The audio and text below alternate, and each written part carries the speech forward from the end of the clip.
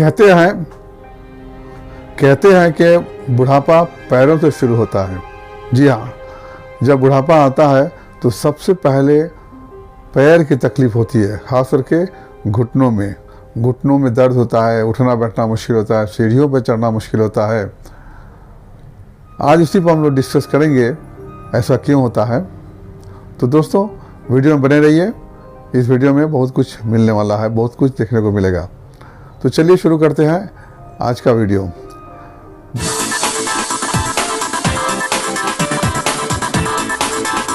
बुढ़ापे में जो घुटनों में दर्द होता है, चलने फिरने में दर्द होता है, उठने बैठने में दर्द होता है, सीढ़ियों पर चढ़ने में दर्द होता है, ऐसा क्यों होता है?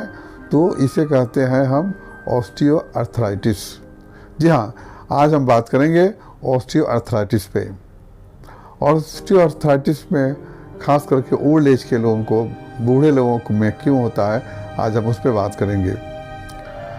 जॉइंट पेन का जो घुटने में जो दर्द है उसका बहुत सारा कारण हो सकता है, जैसे रिमेटॉइड आर्थराइटिस हुआ, गाउट हुआ, इन्फेक्शियस आर्थराइटिस हुआ, और सबसे जो कॉमन है 80% लोगों को होता है वो है ऑस्टियोआर्थराइटिस। इस कंडीशन को हम ऑस्टियोआर्थराइटिस कहते हैं। ये घुटने के जोड़ों की बीमारी है। ये क्यों होता है?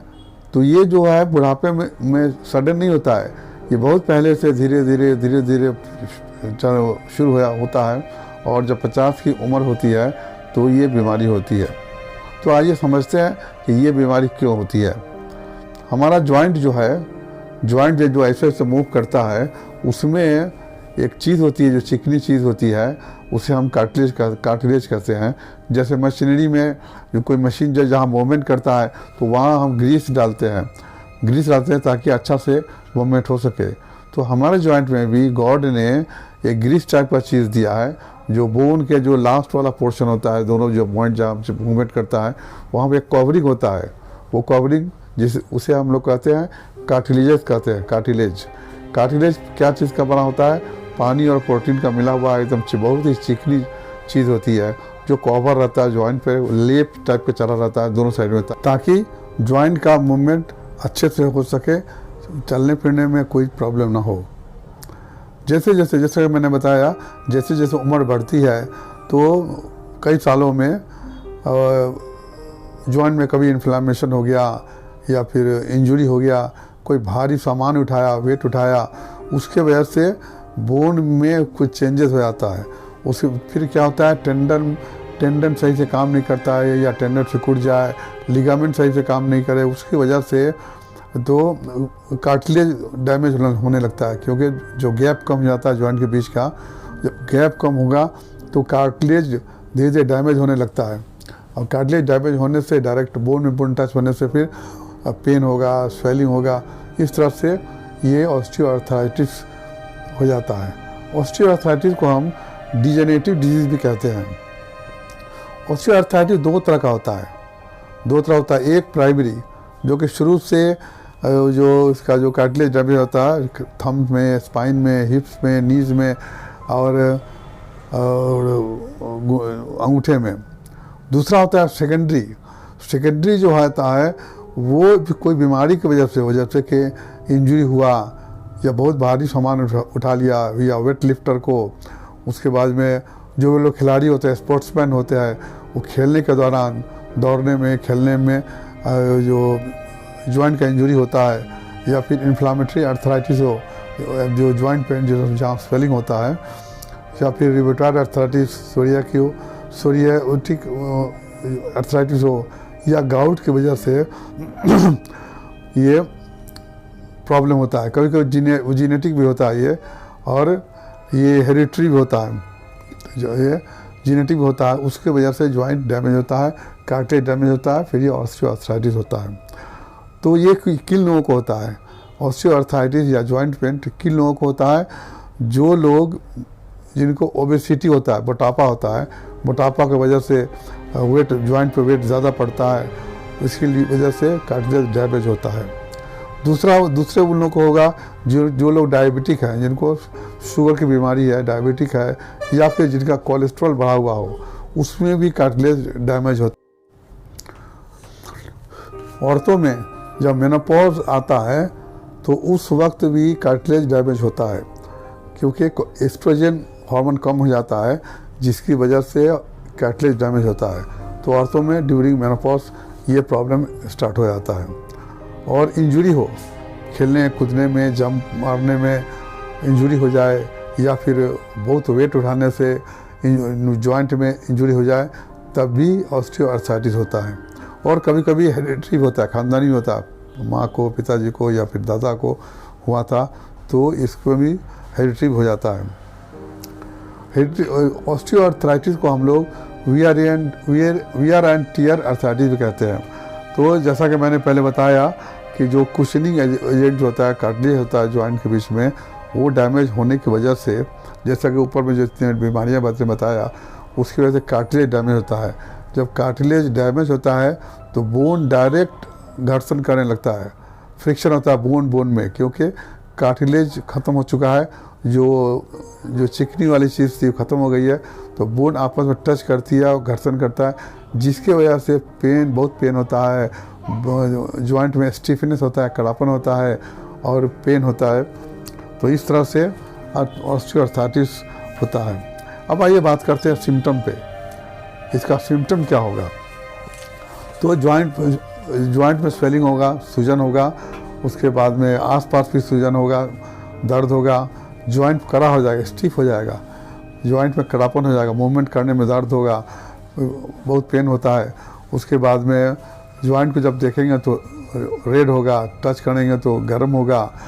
उसके बाद में बोन को सही से पैर को जो पूरी तरह से फैला नहीं सकता है, खोल नहीं सकता, मुड़ नहीं सकता है, जॉइंट में स्टिफनेस हो जाता है और चलने में जो है वो तकलीफ़ होती है, पेशेंट लंगड़ा कर चलता है और पेन लगातार होते रहता है। और जॉइंट को मूव करने से उसमें एक क्रैकिंग साउंड होता है, खटखट की आवाज़ होती है, क्रैकिंग साउंड होती है जॉइंट को मूवमेंट करने में। तो ये सिम्टम था ऑस्टियोआर्थराइटिस का, या ओल्ड एज में जिन लोगों को घुटने का दर्द होता है। तो इसका दवा तो दूसरे पद्धति में शायद नहीं है, और सर्जरी करके लोग जॉइंट को चेंज करते हैं, लेकिन होम्योपैथी में कुछ दवाएं हैं जिसकी वजह से बहुत फ़ायदा होता है। तो मैं आपको यहाँ सिर्फ 5 दवा बताऊँगा जिससे जॉइंट पेन में रिलीफ मिलेगा और कार्टिलेज जो डैमेज हो गया है वो फिर रिपेयर होगा। तो चलिए शुरू करते हैं होम्योपैथिक दवा ऑस्टियोआर्थराइटिस की, ओल्ड एज में जो जॉइंट पेन होता है उसके लिए। पहली दवा जो सबसे बहुत ही अच्छी दवा है, जो बहुत ही कारगर दवा है, वो है कैलकेरिया कार्ब 200। कैलकेरिया कार्ब 200 का जो उस पेशेंट को देते हैं जिनको घुटने में दर्द होता है, बैठ के उठने में या फिर चलने में दर्द होता है, और जो बहुत देर तक बैठे हुए थे उठ के खड़े होते हैं दर्द होता है, फिर थोड़ा चलने में दर्द होता है, वैसे पेशेंट को हम लोग कैलकेरिया कार्ब देते हैं। और कैलकेरिया कार्ब का पेशेंट में ओबेसिटी वाले पेशेंट हैं, जो लोग मोटे हैं, ओबेसिटी जिनको है, जिनका कोलेस्ट्रॉल हाई है, तो उस पेशेंट को भी हम लोग कैलकेरिया कार्ब देने से बहुत फ़ायदा होता है। इसको 200 जैसे बताया, कैलकेरिया कार्ब 200 सुबह शाम 1 महीना या 2 महीना लेने से, या 3 महीना भी लेना पड़ता है, और धीरे धीरे ठीक हो जाता है। दूसरी दवा है, बहुत ही अच्छी दवा है, वो है रूटा 30। रूटा 30 जो है बहुत ही हेल्पफुल दवा है। ये सीढ़ियाँ चढ़ने पे, ऊंची चीज़ पे चढ़ने में, उतरने में, सीढ़ी चढ़ने में दर्द होता है, और ये जो रूटा जो है कार्टिलेज रिपेयर करने के लिए बहुत अच्छी दवा है। तो इसका जो पेशेंट होता है, जब बैठ के जब खड़ा होता है तो धीरे धीरे मूवमेंट करने से उसको दर्द में आराम मिलता है। बहुत तेज़ चलने से दर्द होता है, लेकिन स्लोली चलने से उसको आराम मिलता है, और सीढ़ियाँ चढ़ने में तकलीफ़ होती है, उतरने में तकलीफ़ होती है। तीसरी दवा जो है बता रहा हूँ आपको, कॉस्टिकम 200। कॉस्टिकम 200 का जो पेशेंट होता है उसका जो है नी जो होता है मुड़ जाता है, सिकुड़ जाता है, पूरा तरह से पैर को खोल नहीं सकता, फैला नहीं सकता है, जॉइंट अकड़ जाता है, वैसे पेशेंट को हम लोग कॉस्टिकम देते हैं।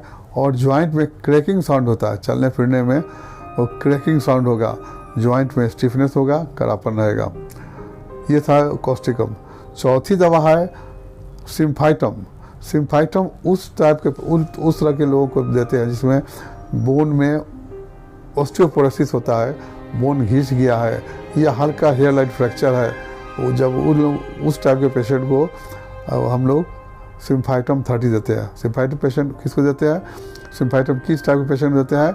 जहाँ ऑस्टियोपोरोसिस हो, जहाँ बोन डैमेज हुआ है, वहाँ पर देने से बोन में कैलस फॉर्म होकर बोन फिर ठीक हो जाता है और पेशेंट ठीक होता है। टाइम लगता है, 3 महीना 4 महीना दवा खाना पड़ेगा। लास्ट दवा है कैलकेरिया फॉस 6X। ये दवा बहुत ही कैल्शियम डिफिशिएंसी की वजह से जब बोन में ऑस्टियोपोरोसिस होता है, कैल्शियम कमी होती है, तो वैसे पेशेंट को हम लोग कैलकेरिया फॉस 6X देते हैं। बहुत फ़ायदा होता है। इसको भी लॉन्ग दवा लेना पड़ता है, ठीक होता है। दोस्तों, उम्मीद है आपको ये वीडियो बहुत ही पसंद आया होगा और आपको फ़ायदा हुआ होगा, जानकारी मिली होगी। अगर वीडियो पसंद आया तो लाइक करें, शेयर करें, और जो लोग पहली बार मेरे वीडियो पे आए हैं, मेरे चैनल पे आए हैं, वो सब्सक्राइब कर दें और बेल आइकन को दबाना ना भूलें, क्योंकि उससे आपको सबसे पहले मेरा वीडियो मिलेगा। शुक्रिया, थैंक यू।